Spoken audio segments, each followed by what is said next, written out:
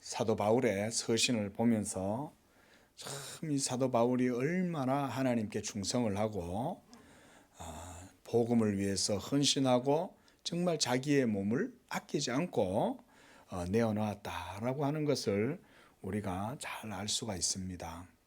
그러한데도 불구하고 당시에 여러 교회들을 이 사도 바울이 순회를 하고 다니면서 복음을 전하고 가르치고 성도들을 세우고 이런 일들을 했음에도 불구하고 모든 교회가 이 사도 바울을 또 그의 복음에 합당한 하나님의 종으로 합당한 예우를 하지 않는 것들을 많이 또 보게 됩니다. 어느 시대고 간에 진실이 통한다 해도 진실이 통하는 데는 참 많은 어려움이 있다는 사실을 우리가 인생을 살아보면 다 알지 않습니까?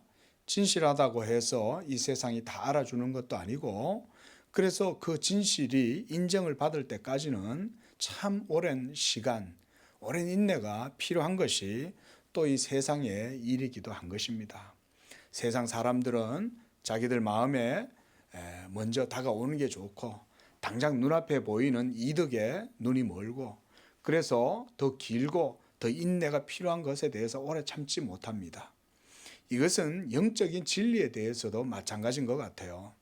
하나님의 진리로 말미암아 구원을 받고 오직 하나님의 진리만이 우리 영혼의 생명이 되고 의가 된다라고 하는 이런 깊이 있는 진리의 교훈을 따르기보다는 당장 내 눈앞에 내가 기쁘고 내가 만족되고 내 육신의 즐거움이 되는 것이 있다면 진리보다는 그런 것을 쫓아가려고 하는 습성이 바로 타락한 우리 인생들의 연약한 육적 속성이다, 이렇게 볼 수가 있겠습니다. 고린도 후서를 통해서 우리가 계속해서 보는 것은 바로 고린도 교회가 그런 육적인 욕망을 따라서 쉽게 휘둘렸다는 거예요. 그래서 거짓 선지자들, 거짓 교사들이 그들에게 들어와서 사도 바울의 복음 전도 사역을 회방하고, 그러면서 자신들이 사도 바울보다 마치 더 대단하다는 듯이 내세우고 자랑하면서 그 사람들 앞에서 잘난 척하고, 그렇게 해서 그들을 자기들의 신앙의 이런 이제 마치 종으로 삼고자 이렇게 해서 그들 앞에 나서 가지고 막 잘난 척을 하면, 희한하게 고린도 교회의 이 교인들은 또 그런 사람들은 아주 또 인정을 해주고 받아주고 높여주면서도 정작 자기들을 위해서 생명까지도 내놓았던 이 사도 바울은 우습게 여겼던 거예요. 그래서 이 사도 바울을 우습게 여기는 것은 결국은 뭐에 문제가 되냐면 사도 바울 자신이 문제가 되는 게 아니라 예수의 복음이 해방을 받는다는데 큰 문제가 있는 거예요. 지난 시간에도 말씀드렸다시피 하나님께서 이 사도 바울을 얼마나 위대하게 사용하셨습니까? 그러니 그 사도 바울의 사역의 결과 때문에 오늘날까지 우리가 바른 신앙의 교리 위에서 이렇게 교회를 세워나가고 이렇게 2000년 역사 동안 그리스도의 교회가 유지가 되어 온 것이죠. 진리를 전하지 않았다면 그런 일들은 일어날 수가 없는 거예요. 만약 사도 바울이 하나님의 일을 감당할 때 조금이라도 사람의 마음에 들게 사람의 기쁨을 위하고 사람의 영광을 구하였다면 사도 바울이 전했던 교훈들도 녹이 슬고 부패해서 2000년이 지나는 동안 저는 사라졌을 것이라고 분명히 그렇게 생각을 해요. 그러나 하나님께서는 이 사도 바울을 강력하게 제어하고 붙들어 주셨던 거예요. 그래서 우리가 나중에 보겠지만 고린도 후서 12장에 보면요, 사도 바울은 그런 말을 해요. 이는 내게 강한 것이 곧 약함이다. 하나님께서 이 사도 바울에게 이 가시를 주셔가지고 이 가시를 통해서 사도 바울이 항상 억제를 받았다는 사실을 우리가 알 수가 있어요. 얼마나 복음을 전하는 데 있어서 그것이 중요했는지 하나님께서는 이 사도 바울조차도 가시를 주셔가지고 이 가시 때문에 사도 바울이 언제나 그것에 찔려가지고 아주 쓰린 고통을 경험하지 않을 수가 없었던 거죠. 그래서 사도 바울이 이게 너무 괴로우니까 하나님께 기도를 한 거예요. 주여, 제발 저에게서 이 가시를 좀 없애주십시오. 없애주십시오. 그랬더니 3번을 그가 하나님 앞에 작정 기도를 한 거예요. 마음을 먹고. 그랬더니 주님께서 이렇게 말씀하셨어요. 이는 내 능력이 네 약함 가운데에서 온전해진다. 그만 구해라. 사도 바울을 하나님이 약함 가운데 두셔서 그것을 통해서 복음의 온전함을 이루도록 하셨던 거예요. 믿으시기 바랍니다. 이게 하나님의 방법이에요.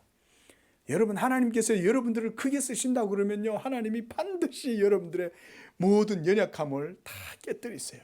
그래서 그 연약함을 알게 하세요.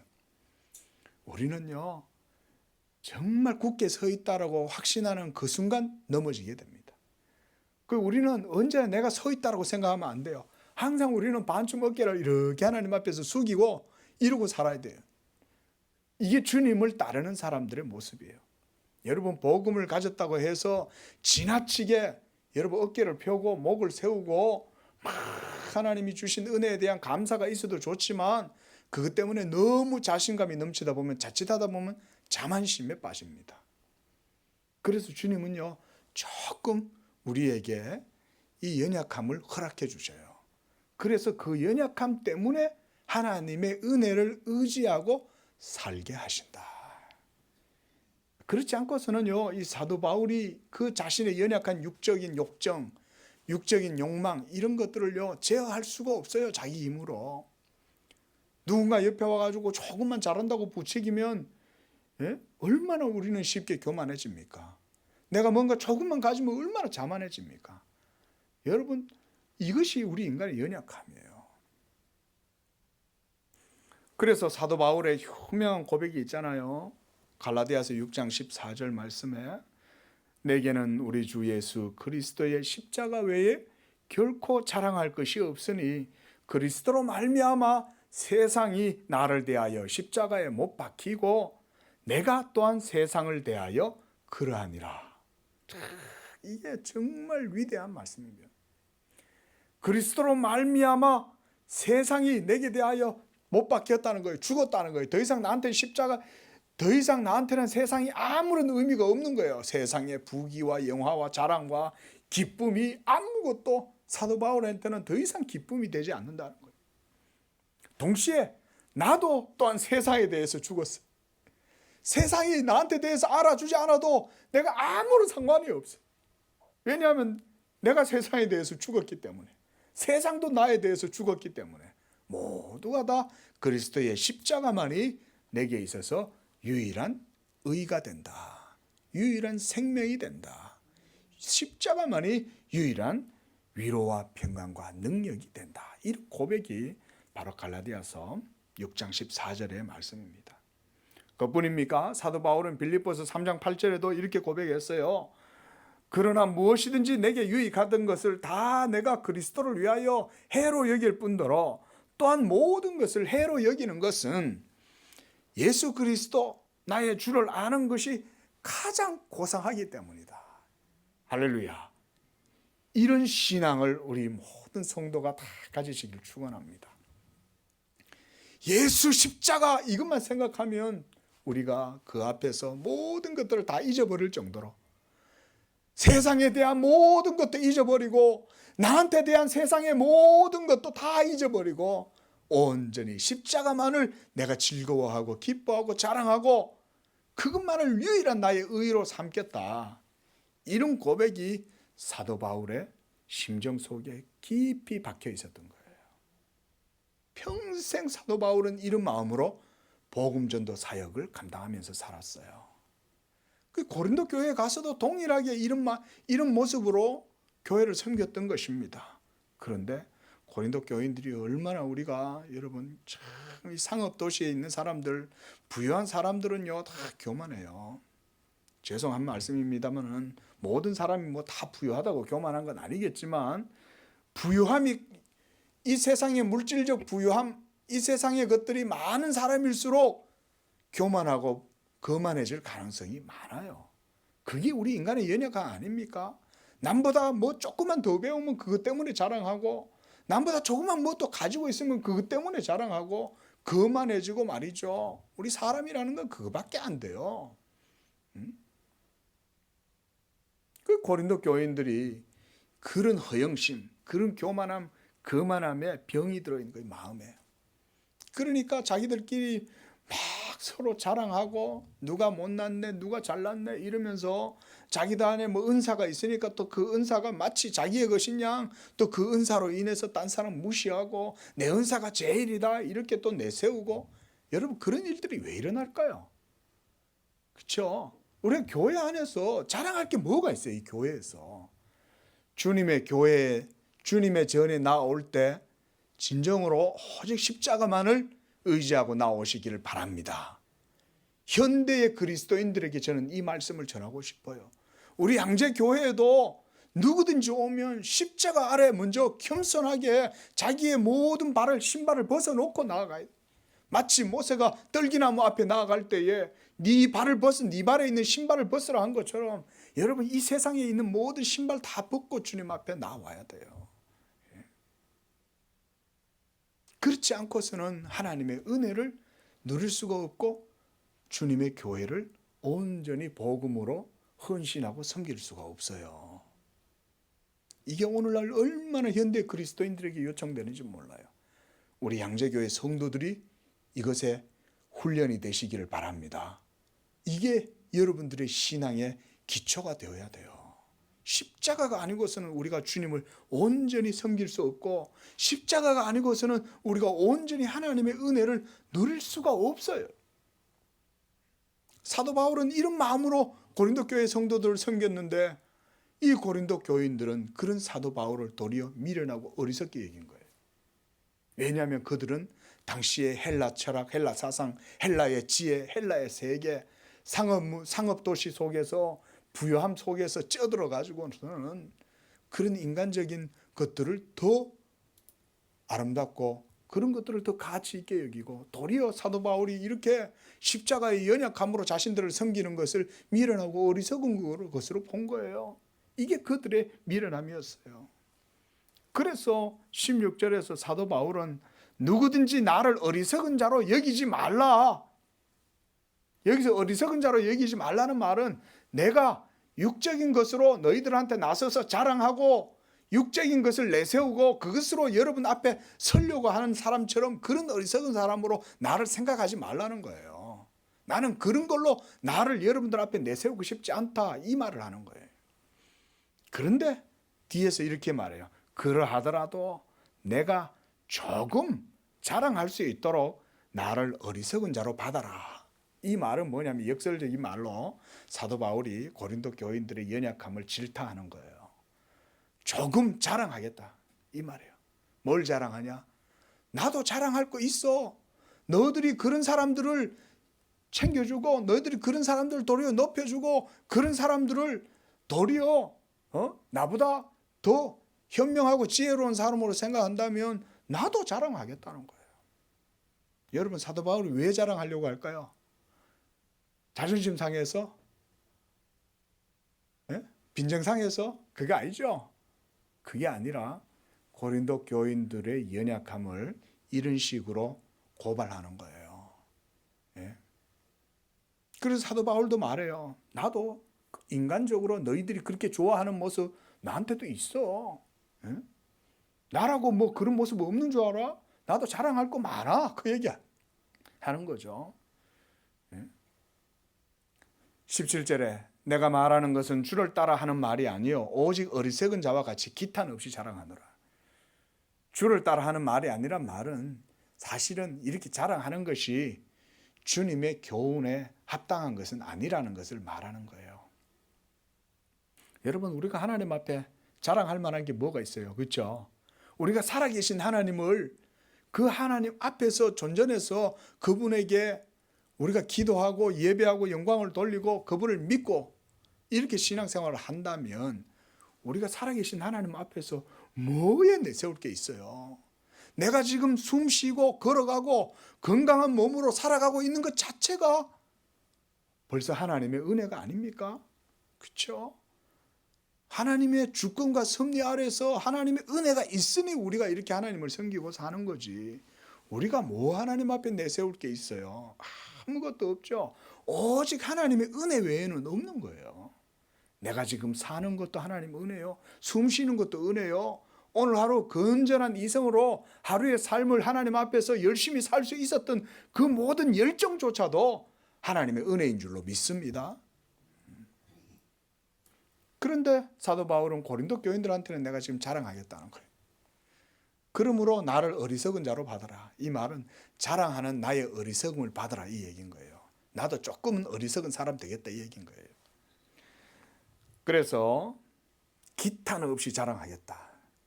기탄 없이 자랑하겠다. 여러 사람이 육신을 따라 자랑하니 나도 자랑할게. 그 얘기. 나도 자랑할게. 그러면서 19절에 고린도 교인들의 연약함을 이렇게 질타를 합니다. 너희는 그렇게 지혜롭다고 생각하면서 어찌 어리석은 자들은 기쁘게 용납을 하느냐. 그렇게 잘난 척하고 교만하고 거만하고 자랑질해도 너희는 오히려 어리석은 자들을 기쁘게 용납하고 너희에 대하여는 선한 사람, 참된 하나님의 종은 그렇게 무시하고 어리석은 자로 여기냐. 20절에 누가 너희를 종으로 삼거나 잡아먹거나 빼앗거나 스스로 높이거나 뺨을 칠지라도 너희는 용납하는구나. 참 여러분 이것이 우리 타락한 인생들의 미련함 어리석음이에요.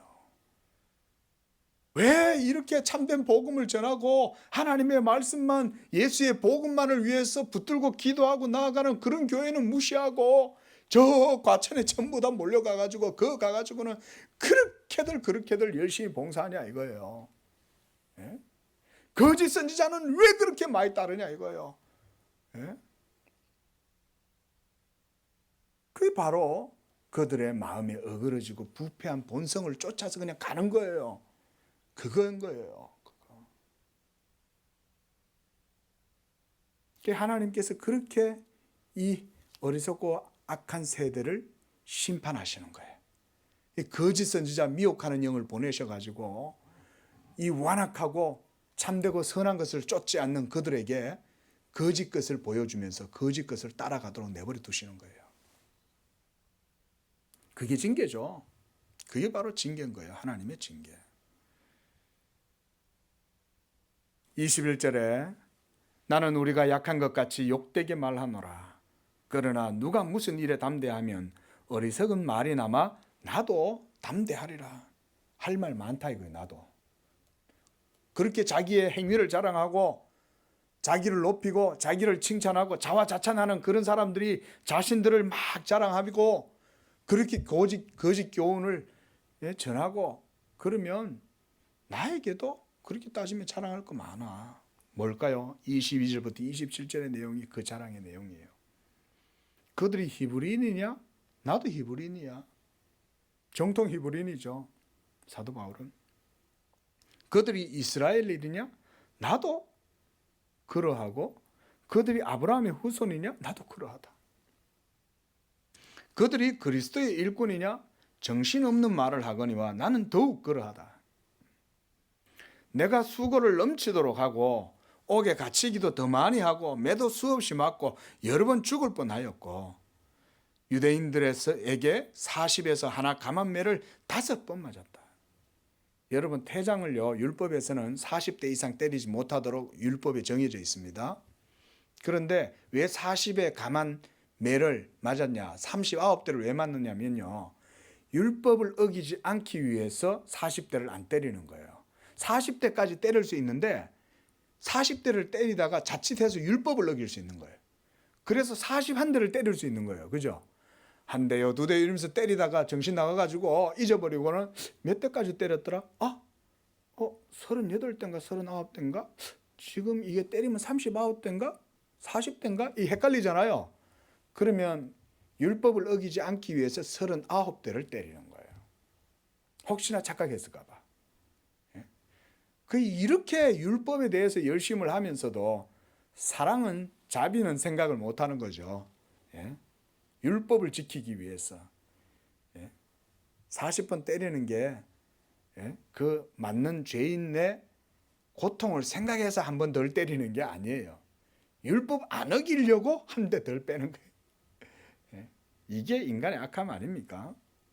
3번 태장으로 맞고 1번 돌 맞고 3번 파손하고 일주야를 깊은 바다에서 지내고 여러 번 여행하면서 강의 위험, 강도의 위험, 동족의 위험, 이방인의 위험, 시내의 위험, 광야의 위험, 바다의 위험, 거짓 형제들의 중상모략, 예? 자기를 죽이려고 하는 것들의 모든 위험들, 또 수고하고 애쓰고 여러 번 자지 못하고 줄이고 목마르고 여러 번 굶고 춥고 헐벗었다.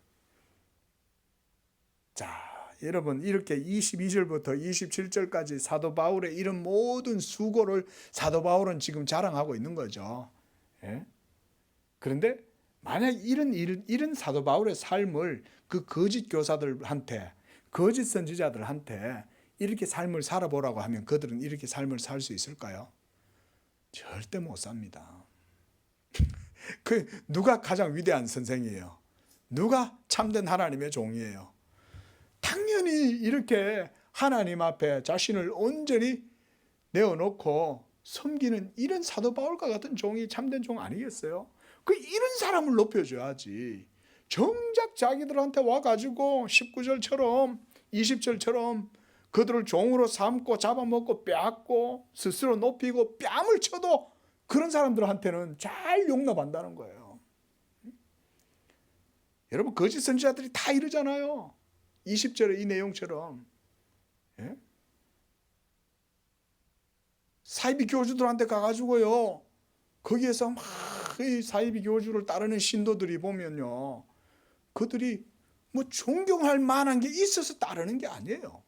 가보면 교주가 얼마나 사악한지 몰라요. 착취하고 유린하고 착복하고, 예? 그리고 막 얼마나 무시하는지 몰라요. 여러분 이만희 이런 사람들이 막 뭐 백마 탄다고 이러고 백마 사진 찍고 이러잖아요. 그러면 그거 갈 때 다른 사람 등을 밟고 올라가 서는 거예요. 그런데 그런 이만희 같은 인간들을 용납은 하면서 왜 참된 복음을 전하는 사도 바울과 같은 종을 이렇게 무시하냐? 그 사도 바울이 이런 고린도 교회의 교인들의 연약함에 대해서 탄식하면서 이렇게 책망을 한다고 볼 수 있어요. 이거요. 그리고 28절에 사도 바울은 또한 이렇게 말합니다. 이 외의 일은 고사하고 아직도 날마다 내 속에 눌리는 일이 있으니 곧 모든 교회를 위하여 염려하는 것이다. 참 이 염려, 교회를 마치 이 큰 아기를 낳은 엄마가 자기 아기를 얼마나 자기 몸같이 다 붙여갖고 아기를 위해서 참 염려하고 그 아이를 위해서 돌보면서 케어를 합니까? 그렇죠?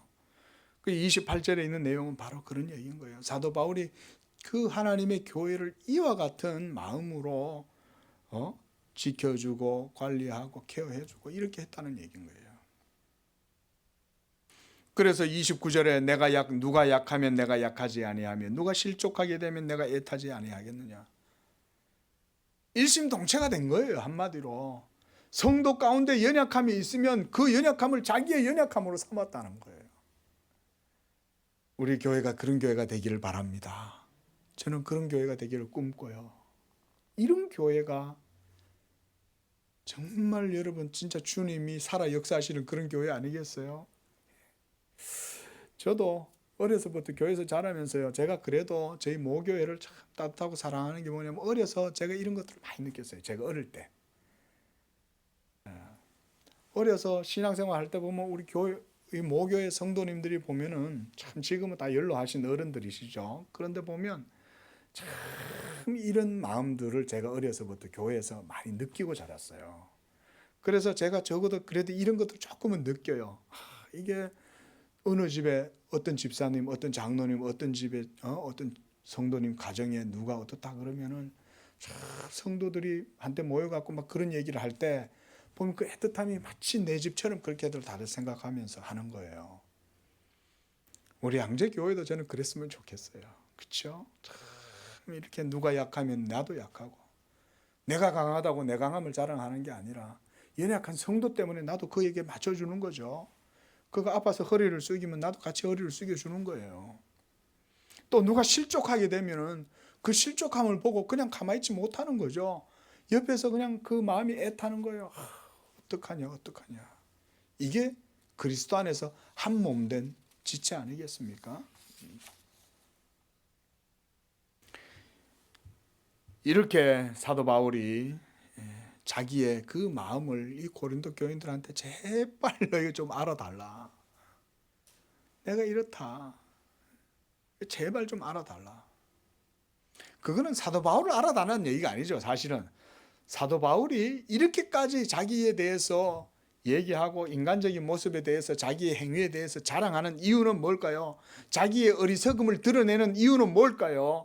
자기의 조금 어리석음으로 인해서 이 고린도 교인들의 진짜 어리석음과 거짓 교사들의 완악함을 이것을 통해서 드러내 보이는 거죠. 그래서 너희로 하여금 참된 복음의 터 위에 교회가 세워지기를 원하는 마음 때문에 그런 거예요. 여러분 교회도요. 모든 교회가 다 같은 교회가 아닙니다. 나중에 주님이 오셔가지고 이 세상을 심판하시면은 각 교회들마다 다 심판을 받는 거예요. 갈라디아 교회, 에베소 교회, 서머나 교회, 라오디게아 교회, 여러 교회들이 많은 거예요. 두아디라 교회도 있고. 그게 하나님께서 예수님이 아시아에 있는 7교회에 편지를 보낼 때 각 교회들마다 다 칭찬을 받기도 하고 책망을 받는 거예요. 어떤 교회는 주님 앞에 참 칭찬을 듣는 반면 어떤 교회는 주님 앞에 준엄한 책망을 받는 거예요. 회개치 아니하면 내가 뱉어버리겠다. 차든지 덥든지 하라. 이러면서 라오디게아 교회는 주님 앞에 책망을 받는데 또 에베소 교회는 칭찬도 받지만 또 책망도 받아요. 근데 또 서머나 교회 같은 경우는 또 주님 앞에 칭찬을 받아요. 우리 양재 교회도 주님 오시면 또한 양재 교회를 또 주님도 칭찬하시든 책망하시든 하겠죠. 우리 양재 교회가 주님 앞에 칭찬 듣는 온전한 복음의 순수함으로 영광 돌리는 교회가 되기를 바랍니다. 그래서 사도 바울이 이제 이렇게 말을 마치려고 해요. 30절에 내가 부득불 자랑할진대 내가 나의 약한 것을 자랑하리라. 처음에는 조금 나의 어리석은 것을 받으라 이렇게 얘기하다가 지금 와서는 본심은 결국 뭐겠어요? 내가 나의 약함을 자랑한다는 거예요. 약함을 자랑한다. 왜냐하면 이 약함 때문에 고린도 교회가 살찌고 사도 바울의 약함 때문에 교회가 세워지고 사도 바울의 약함 때문에 고린도 교인들이 하나님의 은혜로 양육을 받은 거 아니겠어요? 그것 때문에 내가 약한 것을 자랑한다 그러는 거예요. 우리 모든 성도님들 보할 때 누가 하나 이 세상에서 부족하고 모자람이 있는 게 뭐가 있겠어요? 그럼에도 불구하고 여러분들의 그 모든 것은 그리스도의 약하심으로 말미암아 하나님께서 여러분들을 그리스도 안에서 세우셨다는 것을 믿으시기 바랍니다. 세상 것을 하나님 앞에서는 세울 필요가 전혀 없어요.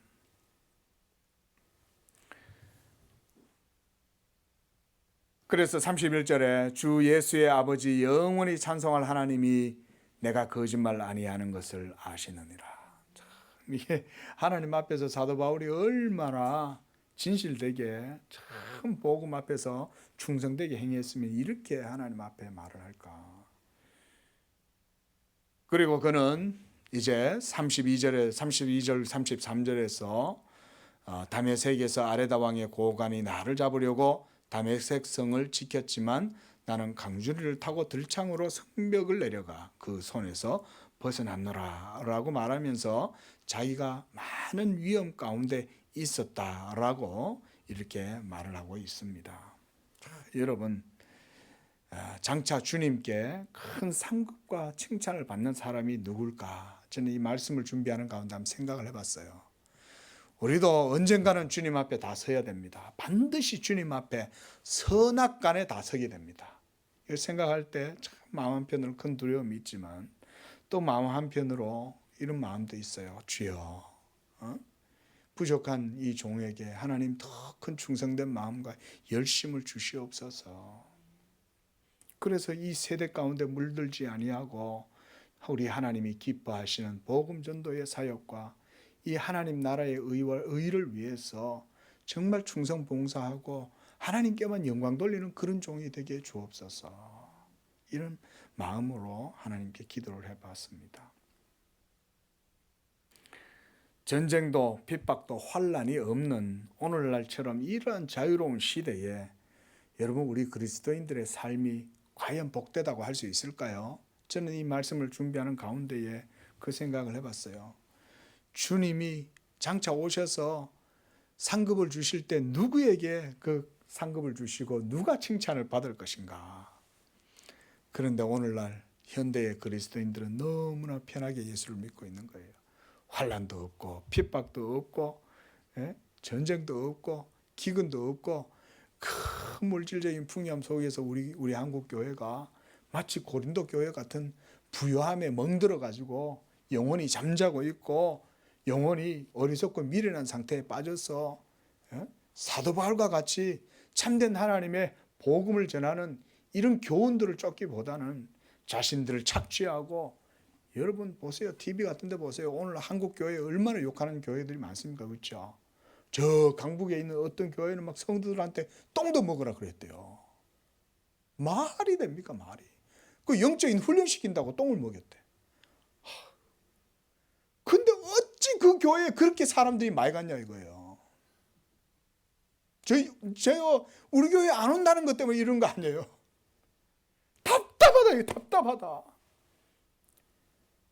가가지고는 막 억압하고 착취하고 막 체벌을 하고 아니 여러분 목사한테 가가지고 그 목사가 뭐고 그걸 본인이 대단해갖고 성도들 그렇게 체벌을 하냐. 그런데 왜 그렇게 모여가냐. 답답한 거죠. 왜 그런 데는 쫓아가냐. 전부 다요 체벌받고 싶어 하는 거예요.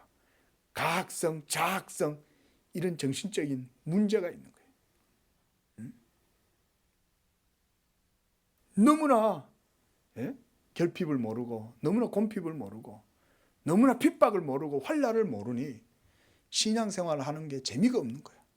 순수하게 하나님의 말씀을 믿고 기도하고 그 가운데에 경건히 하나님과 함께 동행하고 살아가는 그런 신앙을 모르는 거예요. 도리어 뭔가 자극적이고 뭔가 거짓 선지자가 나한테 뭐라고 하라고 명령도 해주고 계율도 주고 막 옷도 자유롭게 못 입어. 옷도 전부 다 통일해야 돼. 까만 옷, 이쪽은 하얀 옷, 이쪽은 브라우스, 이쪽은 까만 치마 딱 맞춰갖고 입고 가가지고는 또 퍼포먼스도 다 또 멋들어지게 또 연습을 얼마나 해야 되는지 몰라. 교주를 위해서. 그런데도 그런데 가가지고는 진을 다 빼가면서 일을 하는 거죠. 여러분 그 구원이 있을까요? 구원 없습니다.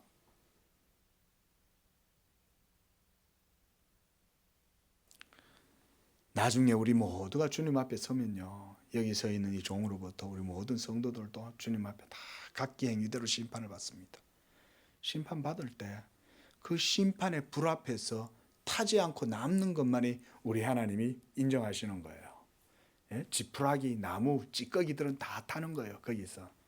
온전히 타지 않고 남는 것만 우리 하나님이 받으시는데 그것이 뭐겠어요? 순수한 예수 복음의 신앙인 줄로 믿습니다.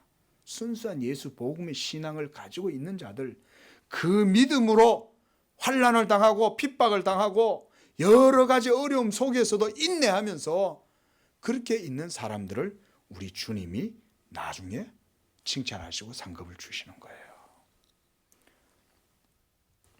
그래서 요한계시록 14장 12절에 주님께서 이렇게 말씀합니다. 성도들의 인내가 여기 있나니 그들은 하나님의 계명과 예수에 대한 믿음을 지키는 자니라. 성도의 인내다. 또한 20장 4절, 계시록 20장 4절에도 말씀했어요.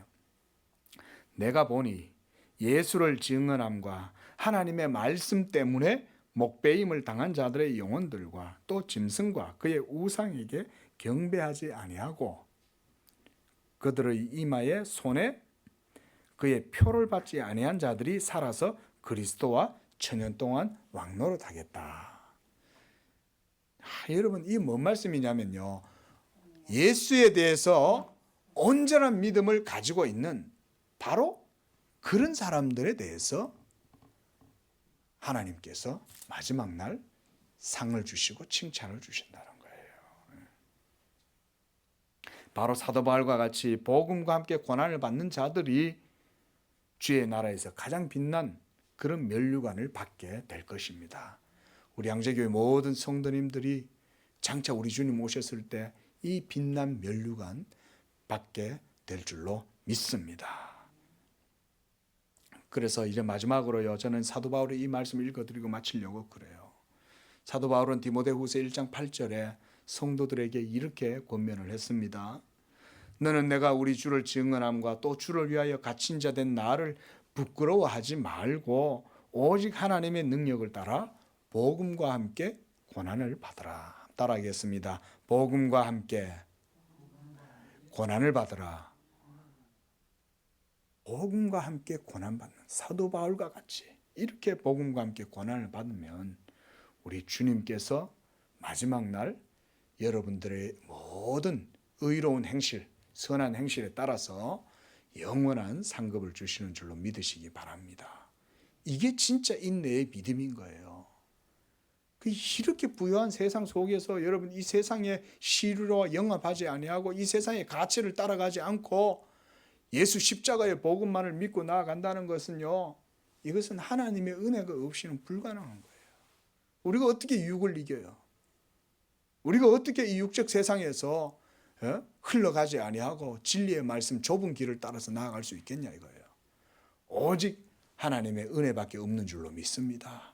이 십자가의 은혜를 의지하고 믿고 나아가는 사람들만이 이 세상을 이기는 거예요. 견디는 거예요. 세속에 물들지 않고 자기를 지키는 거예요. 그러하면 우리 주님의 이러한 크신 은혜와 칭찬이 있을 것입니다. 기도하겠습니다.